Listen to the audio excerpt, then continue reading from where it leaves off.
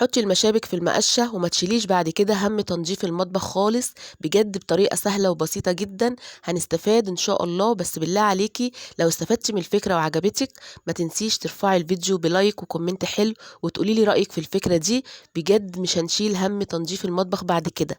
تعالي اقولك على طريقة حلوة جدا. هاتي المقشة بتاعتك، ولو عندك الشكارة بتاعة البصل بجد طلعت كنز جدا جدا. الشكارة الحمراء دي بجد طلعت حلوة جدا، وبعد كده مش هستغنى عنها تاني ابدا، لان بجد ابهرتني بالنتيجة، بجد حلوة قوي قوي. يا رب كده تعجبكم وان شاء الله تستفادوا. وما تنسوش بقى لو اول مرة تشوفي قناتي يا ريت تدعميني بلايك وكومنت حلو وتقولي لي رأيك في الفكرة الحلوة دي. انا كنت الاول بشيل هم تنظيف المطبخ والسيراميك ودهون المطبخ ودهون البوتاجاز، بجد الفكرة دي طلعت حلوة جدا جدا. تعالي كده نسمي الله ونصلي على الرسول عليه الصلاة والسلام، ونجيب الشكارة دي بتاعت البصل اللي بنجيبها وبنرميها. بعد كده انا مش هرميها خالص لان طلعت حلوة جدا في التنظيف. وهنجيب المقشة وندبس الشكارة دي بالمشابك في المقشة.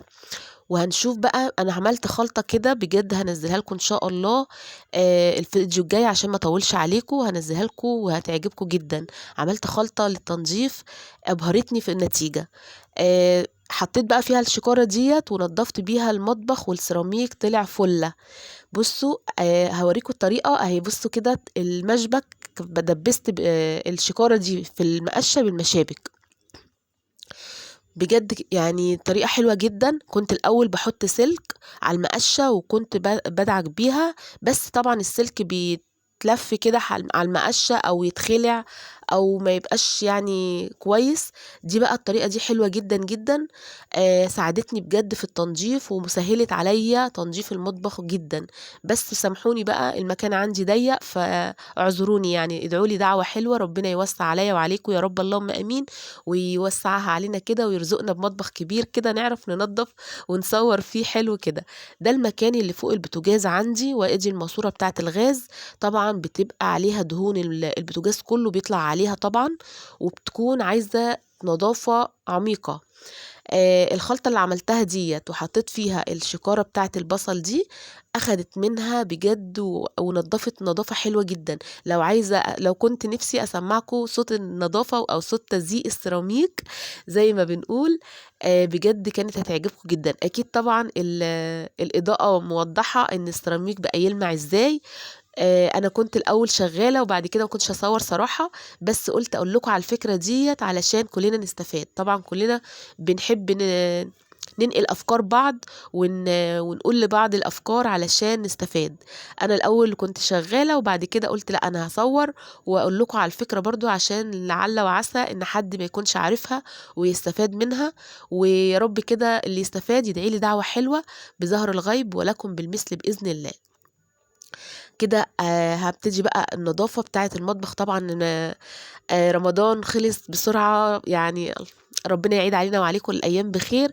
كنا طبعا بنعمل بقى تحمير بطاطس وكل يوم طبعا في السحور والطبيخ والحاجات دي كلها. طبعا دهون المطبخ عايزة نظافة عميقة.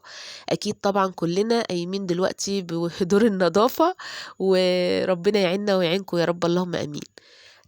هنا بقى بصوا بصراحة الشكارة دي عملت معايا أحلى واجب، نظافة المطبخ بجد بكل سهولة. يعني بصوا يعني جربوا انتوا قولوا لي رأيكم، ويا رب كده اللي يستفاد يدعي لي دعوة حلوة ان ربنا يوسعها علينا ويرزقنا بمطبخ واسع كده نعرف ان شاء الله نصور تصوير حلو فيه بإذن الله.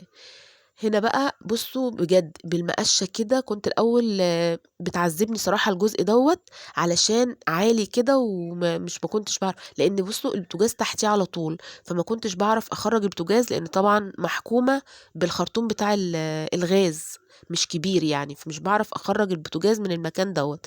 فبحاول على قد ما أقدر إن أنا إيه يعني أنظف وأنا واقفة مكاني كده. وبصوا أوريكم، بصوا كنت بوريك الدهون اللي طالعة على الشكارة ديت. بجد نضفت حلو جدا جدا. يا رب كده الفكرة تعجبكم إن شاء الله. لو أول مرة بقى تشوفي قناتي يا ريت تنوروني بلايك وكومنت كده واشتراك، ويا رب تفعلي كده زر الجرس علشان تستفادي بإذن الله من كل الفيديوهات اللي بنزلها ويعجبكم بإذن الله ويكون عند حسن ظنكم. هنا بقى الجزء بتاع ماسورة الغاز ده بجد كان يعني عايز نضافة حلوة جدًا، فالحمد لله ربنا عدّاها على خير إن شاء الله.